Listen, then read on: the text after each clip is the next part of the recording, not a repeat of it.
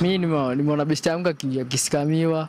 History na rent unaambiwa ati una text unaambiwa ati sijui pay bill ya rent ilichangewa. Alafu mse unatuma unakuja kugundua baadaye kuwa communication from the landlord ilikuwa ya wasetu na scam. Kitu kama hiyo una make sure ume confirm. Ujue hiyo communication imetoka wapi? Imetoka kwa landlady ama kwa landlord ama imeko kwa mse mwingine. So nikuwa tu cautious. Yes. It felt bad because it was a lot of money. Like someone can call you or they use these numbers, they tell you maybe they have a radio station, then you're told like you have won this amount of money, but before you get that amount of money you have like to send some small amount of money. So like they keep calling, then by mistake you can send the money and the person disappears or they block you. You should not like trust anything easily, and you should not like be moved easily by money. Yeah. Several times. Like there is this time I remember, kuna hizi adverts watu wana run kwa social media. Unasema kuna jobs, vacancies kwa Naivas, specifically Naivas. So wanakuambia kuna vacancies to apply. Alafu usha apply, few days later after the application wanakuambia umekuwa shortlisted. Wanakuzungusha kidogo, wanakuambia umepita interview, it's an online kind of interview. So wanakuambia siku ya kureport. Then before you siku ya kureport, wanakuambia unafaa kuwa na medical certificate. Na of course wanajua watu wengi wanaga hizo certificates, so wanakuambia kama unaitaka unaweza tengenezewa. So ulipe sijui $1,000 moja utengenezewe, ndio upon reporting uko na hiyo certificate. Wanakuambia tume $1,000 moja utatengenezewa. Ukishatuma $1,000 moja story yako imeisha, umekuwa scammed. Hakuna job ilikuwa mahali, basically ni hivyo. It has ever happened to me. But before nitumie pesa nikachanuliwa na mtu. Kuna this guy alinitext akaniambia ati nitume do fulani ndiye anipatie job. So which mimi nikamwamini juu at that time nilikuwa desperate kiasi juu nataka job. Akanipatia, nikamtumia do, after kutuma do akapotea hivyo, sikuwahi muona tena. One the parents being scammed by the cons. Yeah, for example where you see the cons, they call the parents to ask for money. Maybe the children in school has been injured or something has happened which is false. Wow, there we have it. That's all about financial scams, the topic that I actually mentioned earlier, matters financial scams and how to avoid them. A very good morning to you wherever you're joining us on this beautiful day, the 22nd day of October 2025. It is a blessing to be here to continue with our ministry of just giving you amazing content, informative content, content that actually builds you. And this is not without the help, of course, you, our partner who has always been holding our hands. Anytime we are here asking for you to hold our hands, you're always there to do this for us. And again, we come back to you this morning with a special plea for our project Lamu. Remember, we've been talking about Lamu all this while, and it's about just that frequency in Lamu, which actually is costing about 3 million shillings.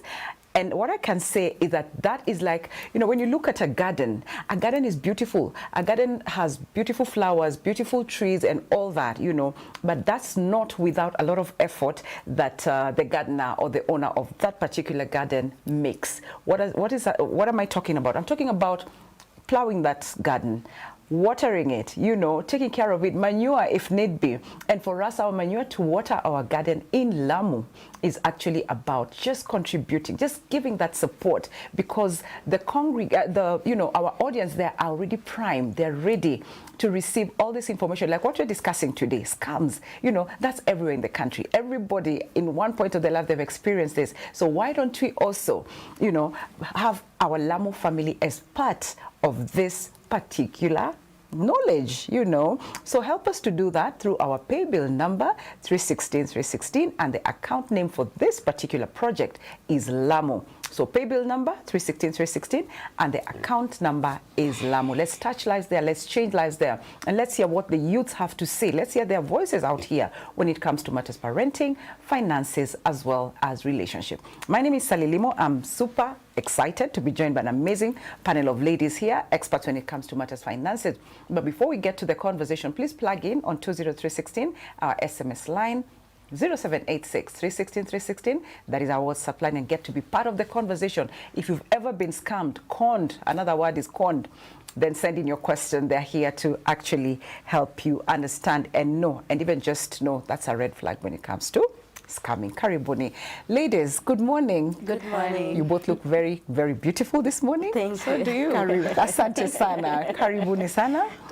Just start by, let's introduce ourselves first. I'll start with you, Faith and Mary. Okay, thank you so much, Sally, and the audience at home. This is a lovely opportunity. Yeah. So my name is Faith Kamanga, or as my clients know me on my social handles as Koi Kamanga. Okay. I am a financial advisor, a certified public accountant. Okay. So in my line of work, I basically help clients find alternatives, investment alternatives, because of course, as you've mentioned, today we are talking about scams. Yeah. So I make sure that I provide financial alternatives that are both safe and also profitable to them. Okay. So of course, together we sit down to and decide using by assessing their financial challenges, their financial needs, we are able to come up with the best solutions for them and also avoid being scammed, of course. Fantastic, Yes. fantastic. The needs, you talk about a need, it's actually through the needs that people get scammed, isn't Exactly, it? Thank you so much for that elaborate, introduction.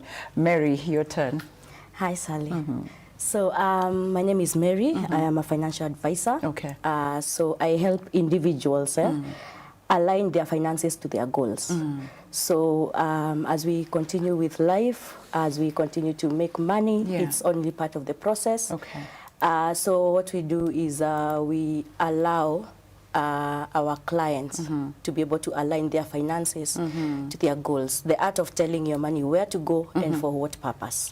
So, and in that line, of course, we are able to offer the alternative solutions depending on the need and what stands out for each and every client. Okay. Yes. I hear a lot of partnership right there. So Yes. you work with your, fantastic. Absolutely. Karibuni sana. Yeah. And just to start us off, Faith, when we were listening to, what Kenyans had to say about scams, you can hear a lot of things. Is it parents, those texts you're sent from school, I'm so-and-so, mwalimu, work, someone has to send some money to get a job, to secure a job, but then they don't get it. So what exactly then defines a financial scam? In simple terms, a financial scam is anything designed to intentionally, not the word intentionally, Right. manipulate people to spend money with the promise of providing value, but eventually you find that these people who spend the money don't get the value, or even if they get it, it doesn't really match up. Okay. So of course, as consumers, when we go spend money, we intend to get something in return. Yeah. It's what is it need for me, right? So if you go and pay money and don't get the value that you are intending, you feel cheated. So any situation that causes you to feel cheated, most probably is a scam. Okay. Yes. Intentionally. I like that word that you've actually bold and underlined. Exactly. Right. When you look at this scams, Mary, you realize that even educated people, like people who've gone to school properly, people who actually have financial literacy, still get scammed. True. Why is that so? Scammers are not targeting ignorance or illiteracy, really. So you will find that most of the times it's an emotional target. Yeah, so it's not really, and when emotions come in, logic most of the times flies Very true. out of the window. Correct, correct. Yeah, so it's that promise, it's that excitement of a shortcut, that you can make wealth overnight, that you can get that job without following the due process, that you have this need and finally have come with a very quick solution, So the excitement, the emotional aspect of it, there's also the desperation part of it, because there's a lot of psychology behind it. Yeah. True. So they target mostly the psychological aspect of a human being. So they are able to to access that part of the brain, and when that part is attacked, then logic and all the education can sort of I think you're right. I think you're right when you talk about psychology, because sometimes you realize when these people call you, there's that calling you from, my name is Sally, I'm calling from Safaricom, and it sounds so professional, you know. And so I think you don't even have time to think about check. So that's the psychology aspect of it. Exactly. Anyway, psychological. Faith, what are some of those then scams? You know, we've heard of the school. You know, what are some of those common scams that Kenyans actually right now are facing a lot? Yeah, so you've had one of the viewers mentioning that they get text messages, they get calls. This is something that most of us have experienced. Right. Somebody calling you, oh, mom, and you're not even a mom. Mom and dad, you were to send me money, but you've not yet sent money. And you're like, who am I a mom to? So those text messages, somebody calling, purporting to be from Safaricom. And sometimes they ask you to ask very sensitive questions that if you fall victim and actually relay that information, you find that they get to penetrate into your financial accounts and you get scammed. So one of the main ones is definitely the texts and the calls.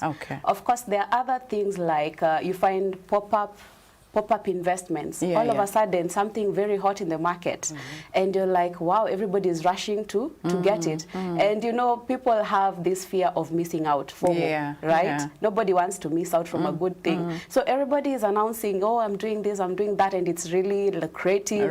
It's very high returns. And you find that some of the investments they're promising are something that have already been presented by other companies in the industry that have been there for a while. And you don't stop to question, if this company has been here for a while and is not able to provide this amount of interest, why is this new pop-up able to offer way above that? But people don't get keen and realize that this could be a scam. So because they're rushing to get the higher returns. So those are the most I think it's based on the needs that you're talking about. People are, you know, economically, I think people in a very compromising state, if I may say. Sometimes it's not even the need. Sometimes it's just that you've had something hot and you just want to make more money. Exactly. Okay, there's a kill. Okay, let's talk about you know, digital banking and also online money, you know, transfer and all that. Do you think it has contributed, Mary, in a way or a lot when it comes to financial scams? I think it's an easy target for scammers. Especially in the IT space, because it's online. You know, you have your app in your phone, and it has access to all your monies in the bank. You're doing internet banking, it is literally on the net. So that is definitely a very targetable space in terms of money scamming. And one has to be very keen when they are utilizing their data on that space or when they are accessing their banks. Yeah, so I would say that it is really a targetable space. Yeah, because of the online aspect of it. Absolutely. You know, this is a question that I always love asking, because then you find everybody has their own perspective when it comes to how important then in this particular, you know, issue is financial literacy. Faith. Wow. So one of the things scammers prey on is vulnerability. And not being financially literate puts you in a vulnerable state. Because, of course, if you don't know, you're prone to be lied to. Because if somebody comes with a convincing language, you're like, oh, wow, that should be the truth. But we all know that the loudest people in the market are madmen. Yeah? So if you don't really have the basics, you've not learned 1, 2, 3 things about finances, if you hear anything from a madman, you're like, that should be true. That must be true. So it definitely puts the consumers in a vulnerable state, especially when they're investing. So definitely. Financial literacy is very important. Very important. Okay. I don't know if you want to add anything on that, on financial literacy. I think the biggest setback that we have is that we, as a people, we are not quick to want to learn. Because most of this information is available, right? So we take people at their word, at face value, and you know, most of the people who bring up analogies and theories and alternatives are usually very bold. You know, they speak very boldly, and you might be swayed to simply take the information that is being given at face value. Okay. However, the information is there. If it's about a product in a certain bank, the bank is there. You can easily be able to call the bank and ask about the same product. If it's about another company, you can easily be able to call or consult either a financial consultant in that space or simply call customer care service for those companies. The problem is we don't, as a people, take the step to want to confirm. We don't want to learn. We don't want to do anything. We don't even want to click to the website and check. You know, so that's a big. And the information issue. is literally in our hands. It is there. Social media everywhere. All right. You know, we're talking about this morning financial scams and how to avoid them. Faith, how then can an individual then protect themselves or avoid getting scammed? Yeah, so number one will be what we just talked about, making sure you're financially literate. You don't have to know everything, just get the basics. All right. Go online, if you are able to read a book about what, if you want to engage in a certain investment, make sure you have the basics of that. So that even if you come to a financial consultant like me, because that's the second thing, you need to be open to look for a financial advisor. Don't be afraid to spend that 1,000 bob, 5,000 bob to consult a financial consultant. Because at the end of the day, if you know the basics, even when you come to me as a financial consultant, we're able to have a conversation. It is not me telling you what to do. It is a conversation where we're able to assess your needs, because you know your needs better. You know what you want to end to, right? So if we're able to have a really genuine conversation together from a point of knowledge, then it gives you more value. It gives you value for time, because now I'll be like teaching you if you don't know anything. And it may take more sessions with me for you to actually get to your goal. So financial literacy is really important, and being open to consult a financial advisor will help you avoid a lot of scams. Yes. I love what you brought up.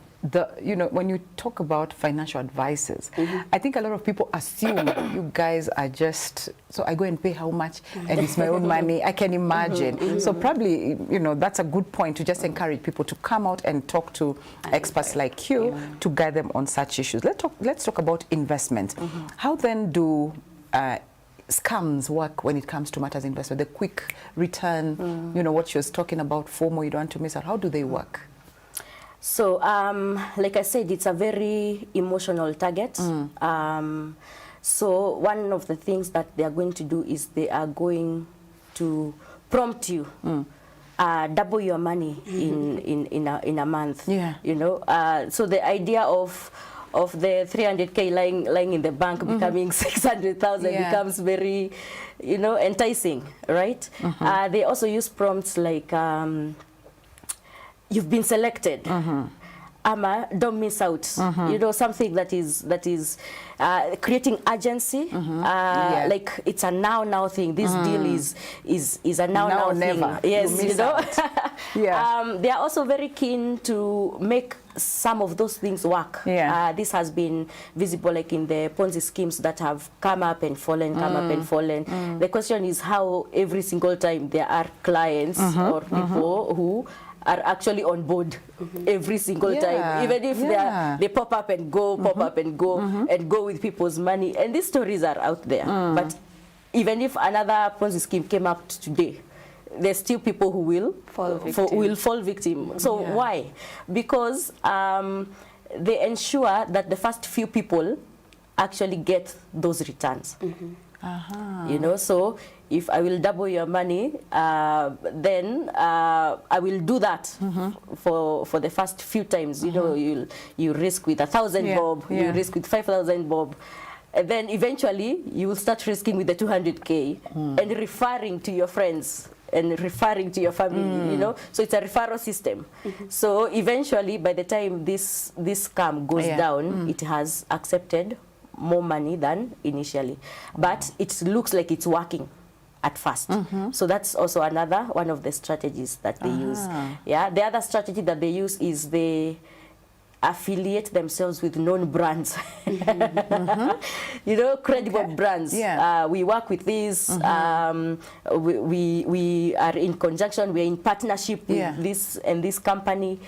They'll use colors, especially if it's online. They'll use colors for those reputable.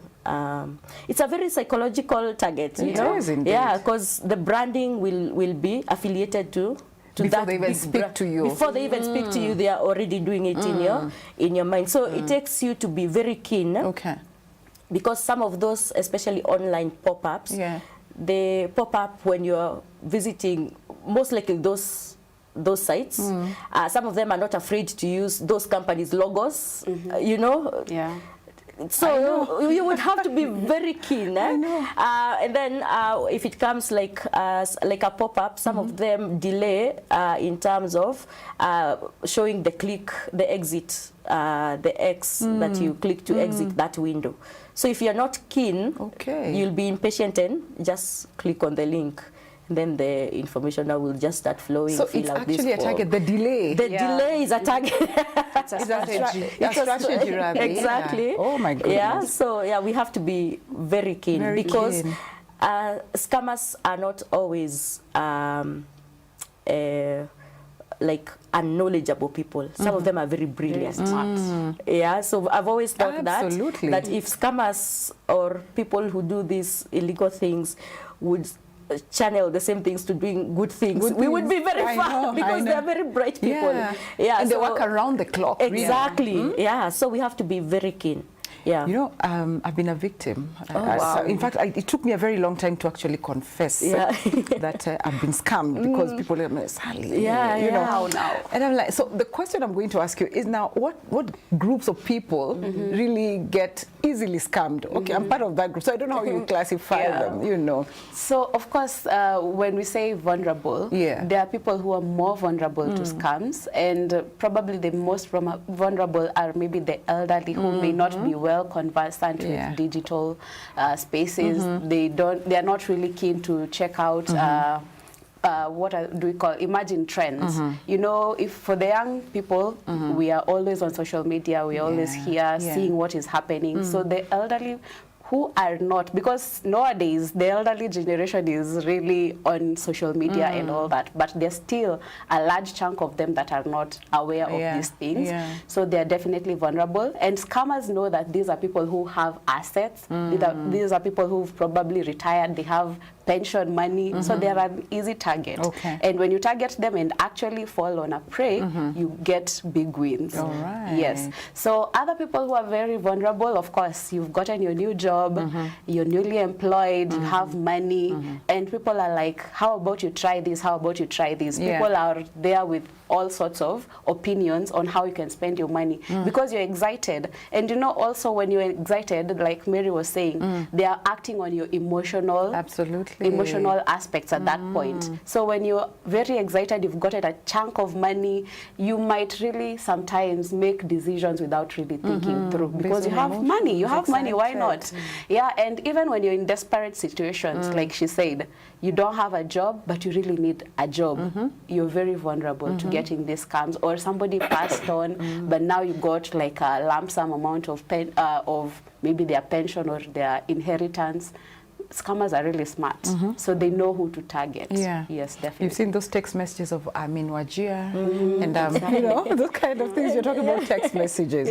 Let's talk about handling money now online. What are some of those precautions probably you may urge or advise people to take when handling money, especially online? Yes, that's a very delicate space. So number one, I know we like free things, but don't use free Wi-Fi. Public Wi-Fi, when transacting with your bank, makes you vulnerable. Like the IT scammers will be able to access your PIN, will be able to access your information. So avoid public Wi-Fi if you're transacting, whether it's your app, or you're doing the internet banking. Yeah. That is a major one. Then number two, I think most of the financial institutions have done a good job with sensitizing on that part. Okay. Don't share your PIN with anyone. Yeah. Yeah. They do a lot of follow-up messages telling you nobody will ask you for your PIN, not even our employees, and that's a big thing. Okay. Because it's a big boundary. Yes. Before the scammer finally crosses over to the other end of accessing your account. So nobody should have your PIN. Yeah. Okay. The other thing is have like two double authentication for your platforms. Two verifications. Yeah, verifications, exactly. So let it be that once you try to access your bank account, for example, there's a text message that comes or an OTP that comes. I think most of the financial institutions have been the OTP. Have been able to do that, and that also delays the process of ever being able scammers being able to access you or your account. The other thing would be avoid clicking on links. Those links. Those links. You don't need it. You don't know it. Yeah. Just cancel it and continue with your what you are accessing. All right. So don't go clicking on any links that pops up on your screen.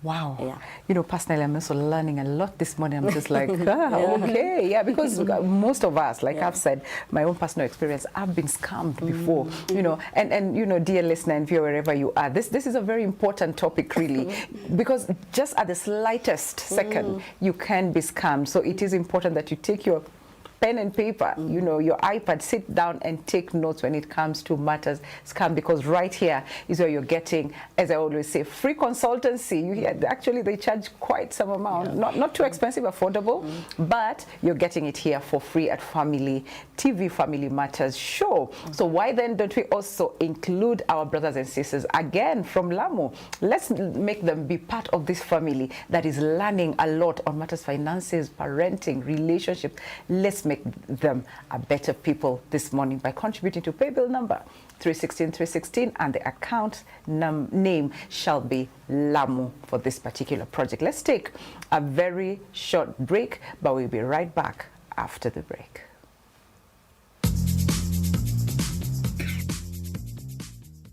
My name is Julian Detty. I'm a financial services consultant. Some of the ways to protect yourself when you're online transacting digitally is, the first one is protect your PIN. It is your password. Don't share it with your family members. Don't share it with your relatives. Don't share it with anybody who you stay. Remember that those who are going to scam you, they're always near you. In Swahili, we say, kikulacho kinguoni mwako. The second one is verify. And my colleague Grant, when he was talking, he said he always calls the bank. Call the bank when you're uncertain. Double check when you're uncertain. Go through your transactions. Check your alerts. What is your alert saying? If you suddenly you're somewhere and you're not transacting and a bank alert comes, be knowing that you're trying to be scammed, call the bank immediately. The other thing that you can do is use known sources. Use known apps. Don't click on links that are not secure. When you go into the links, for instance, when you're transacting, check that it has a password. In language, it says HTTPS. Check that it has a password lock and there's an S at the end when you're doing computer language, for those who are usually online and they're getting into many sites. The other one that we are going to ask you to kindly do, ensure that you are training maybe your relatives, your older parents, your younger kids who are starting to get online, also your domestic workers, people who might not have the knowledge that you have, especially when you're urban living and they're coming maybe from the rural areas. And then lastly, please stay alert. Stay alert that you're not going to be scammed. If you see messages that are fraudulent, don't respond. If you receive a suspicious phone call, don't answer. If somebody is asking you something, maybe verify your name, give me a password. Most organizations, banks and mobile money networks, they're never going to ask you for your PIN. They're never going going to ask you many, especially for your bank PIN. They will never ask you for that. So just stay alert. Know that you cannot participate or win from a business that you have not participated in. Anytime there are lotteries going on, if you have not participated, let nobody call you and fool you that you have won. Hakuna kitu umeshinda. Kitu isikudanganye.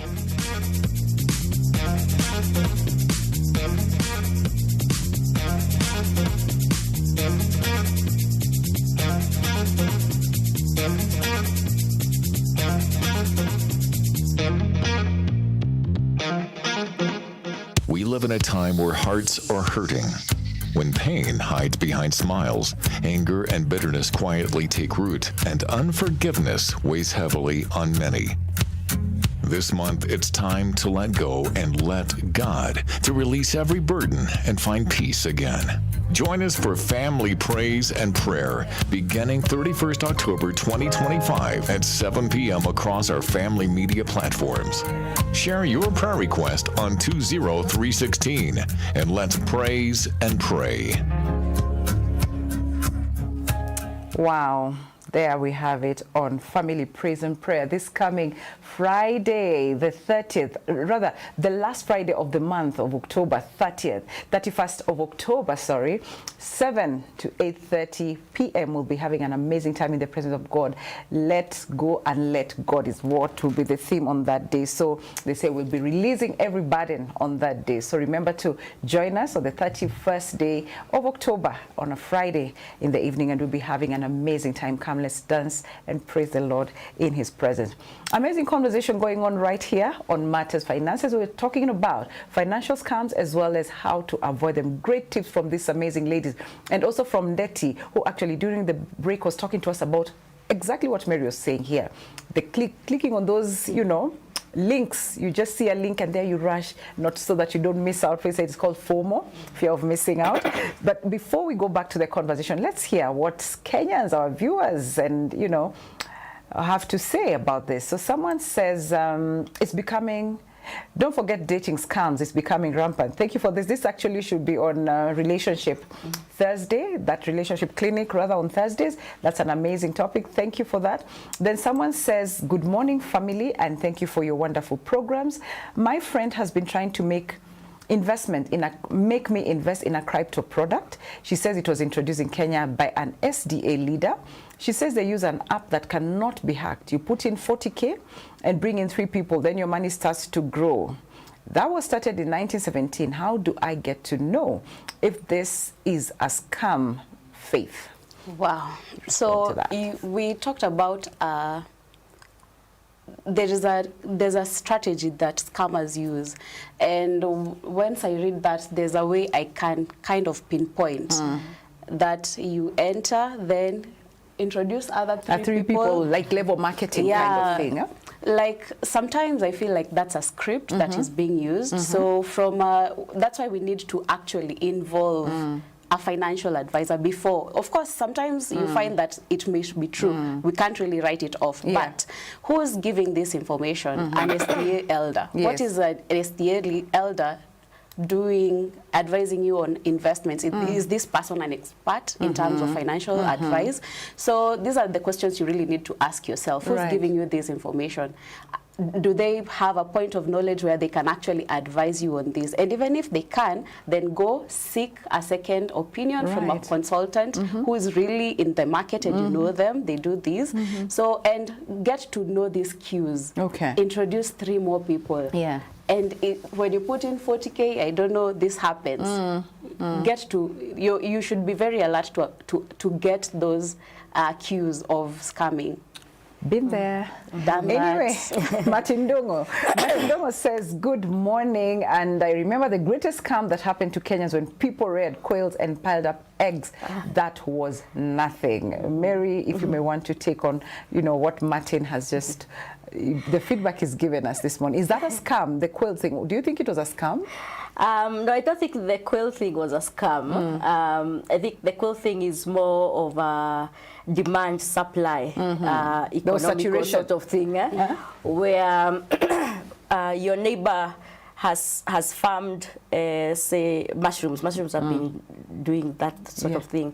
So you go online and there are mushroom farmers and they are doing very well. And so we all think, we all go in this direction.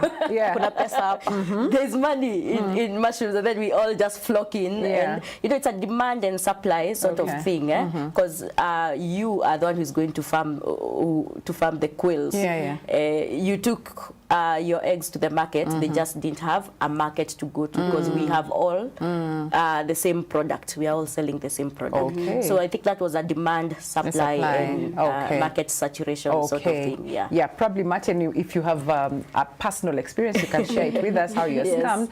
But thank you so much for that feedback. Then there's also Akisa Inyele. Akisa says, good morning, Sally and the guest. You all look stunning.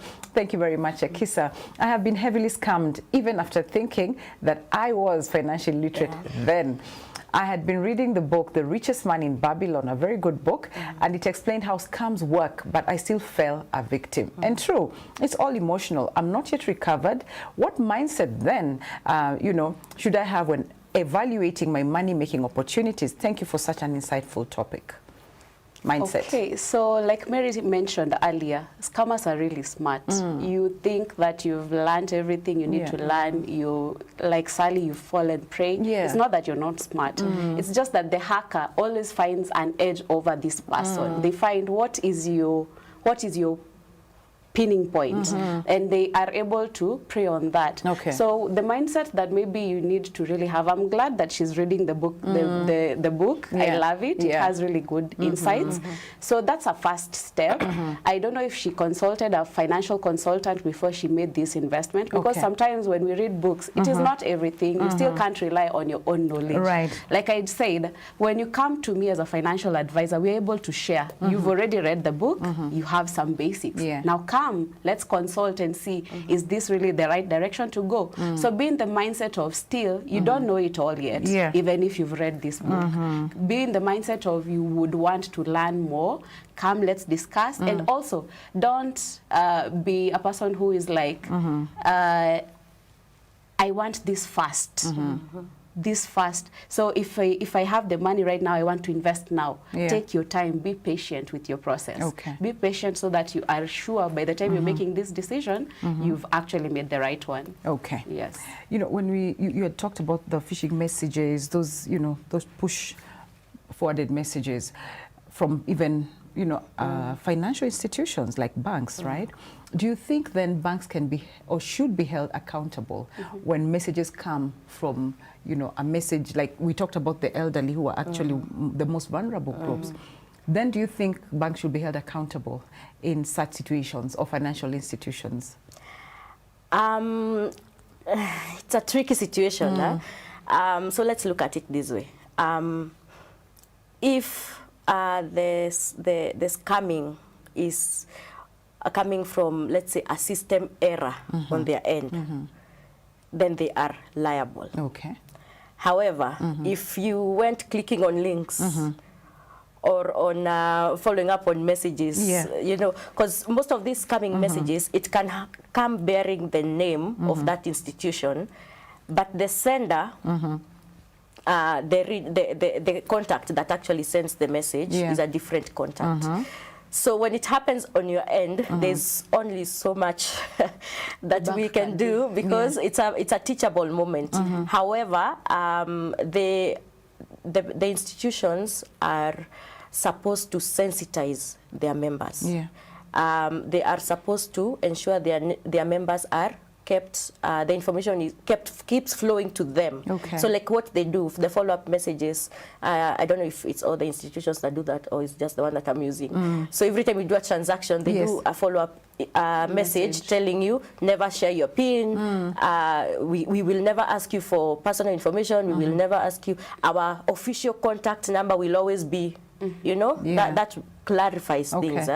So that's something that the institutions can be able to do for the sake of their clients. Sensitization is very key. However, if the scamming happened on your end, there's only so much that the institutions can do. However, I've had people who have lost money through sort of phone calls. So like someone calls you and somehow by calling you, they are able to access your bank, your bank account, and they are able to get some money. So that means there is also a system error on the institution's side. So these people have to be compensated back by the institutions, because that's on their end. Yeah, because nobody should be able to access. So it's... Yeah, when you talk about that, I'm just thinking about, you know, this inside job that sometimes you find, you know, some organizations share information from inside. Is that also considered a scam? Yeah, that's definitely a scam. Actually, that is criminal. Really criminal. Because when I'm going to a financial institution, I believe, I trust that my information is safe with them, my money is safe with them. So now, if I go to an institution and there are certain staff that can actually do this, these are people who should be held liable and actually tried in a court. Because if that means basically that the money is not safe there, and it means the institution also has not done their background checks to see who are they employing. Absolutely. So that's definitely a big loophole. Yes. Definitely right there. Okay, let's get back to, I love the interactions. I love the feedback on our socials. This is WhatsApp line 0786316316, where I'm reading from, you know, someone is saying, hello family media. I feel my husband has been scammed his pension. Since February this year, I don't know what happened. At this time, he has nothing. He is saying about laundering certificate in central bank, so I don't understand. He has borrowed over 1.5 million from his friends apart from pension. Thank you for the topic. You know, right there. What is, they talk about laundering certificate in central bank. So from February, I think by now the pension should have been processed. So something is definitely happening there. So I think the husband is not being totally honest in terms of sharing information with the spouse. Yeah, something happened. So it could be maybe he did access the money, but where he took the money should be the question. So it also matters where he was employed. If he was, say, a government official, they don't really access the full amount, so they automatically get what we call a pension, a monthly thing. So they only access like a third of the full pension. But if he was in a private company, most probably he did access the full lump sum. So what he did with the money is the next question. He needs to be very honest. Yeah. All right. Thank you. And then there's someone also saying, good morning, Sally. Where is our security agencies, including the DCI, when it comes to this? And really, I think that's really another issue. Because that's true. You know, you even go and report that have been scammed. And what really, I don't know if you've had any experience of this, something you can say on that? So definitely, of course, we depend on the government services or institution to help us in terms of getting to when you're scammed, who do you cry to basically? But unfortunately, there's been a big gap in that situation because personally, I've lost a phone where you go and try follow up and it really ends up in nothing. So it all boils down to me as the user. What would I want? What can I do for myself? Because it's how can I help myself? It's unfortunately. So the loopholes that we can avoid, let's avoid them before, so that we don't end up needing the help of DCI, where you'll go start paying money to get the help that you don't need. even get sometimes. You don't even get the help. So basically, let's avoid creating these loopholes because unfortunately, most of these scams arise from the loopholes that we create. Not setting that strong password, sharing your PIN because you think this person, you can trust them. Why do you share your PIN? Don't share your PIN. Ask the right questions. So definitely, most of the loopholes are created by us. So when we avoid creating the loopholes, we avoid a lot of problems. All right. There we have it. Then there's someone saying, it's Edwin, I think, that's Edwin from Nairobi, saying, kuna zile scams za kubuy things online, try ordering them, you know, then you're told to pay first before goods are delivered. After you pay, they start taking you in circles or rounds before they vanish. What are the safest measures to consider when shopping online? I think that's a very tricky situation. That's a good question. So I have had a lot of experience with people complaining about pages that look fully functional online. However, when you order the things, they turn out to be scams. So, and some of the solutions that you could have would be, number one, if they're saying they have a physical shop, can you be able to confirm the physical shop? Right. Just take a day. Some of them have been doing that for each other. You know, Kenyans on TikTok are very intertwined. So some of them have been doing that on behalf of everyone else. Okay. So they literally like go to confirm if this physical shop is actually really there. Is it really there? Yeah. If they don't have a physical shop, most of them, there's something that has come up that is rent a shelf, where they have a place where they drop the goods, like in town, a space where you can go pick up the goods. Okay. So confirm if they have that, like a place where they you can go and pick your goods. So go confirm that they are part of the people who are renting in that the shelf in one of the shelf space. The other thing is, of course, research online. Before you buy from a certain place, go through comments, go through their ratings, go through their reviews. Okay. Because if someone has been scammed, then it's going to be there. That's also the other beauty of the online space. All right. So be slow, find out. All right. Because there are those who've already created that rapport. They might not have physical shops, but clearly that's the business they are in and they are delivering. And also look for other options. Doesn't mean that's the only person who's actually selling. Exactly. I was actually to Yeah. add that you need to actually just focus on the official websites that you usually know. Like we know of Kilimall, we know. Yes. There are those official websites that you're familiar with. If you're not familiar with, it's safer not to buy. Exactly. And also be keen to see this script. You'll find somebody selling a chair that you know is usually 100,000, but they're saying 10,000 Yeah. or something. Ask yourself a Cheap is question, expensive. like, because most of those that are coming always say a crazy price, and you're like, how is this? So for us, being maybe Kenyans who want to get things cheap and all that, you'll definitely fall prey. You fall prey. Yeah, you'll fall prey. Okay, yeah, because I don't see why I should trust you with my money fast, Exactly. and you cannot Exactly. trust me with With your so good fast. there you Thank have you. it, Yeah, pay on delivery. Yeah. Exactly. Pay on delivery. Okay, someone says here, talk about literacy on products. You know, there's this scam of affordable products such as iPhones, which exactly Faith has just mentioned, cheap, you know. But most of those affordable products are either refurbished or counterfeit. But lack of knowledge on quality check leaves the most people scammed. Good deal, but poor products. I think you've actually just talked about that. Yeah. Then we have Waimeri. Waimeri says, good morning, Sally. Sam just received the kind of message you're talking about, you know, that you've won. There's a message right here that Mary has actually posted, you know, and these are the messages that you are talking about, Exactly, Mary. yeah. How do you then respond to this? Good morning, Sally. Sam just received kind of message you're talking about. Confirm you have won this and that. How do you respond to such a text? Okay, clearly, there's that phishing aspect of always wanting you to retaliate or to reply, and it's always to a personal number. If they are to confirm, this message might also have come through another personal number. Number 3, you can't be winning something you didn't play. It's not. Doesn't make sense. It doesn't make sense. It doesn't make sense, exactly. That's not the way it works.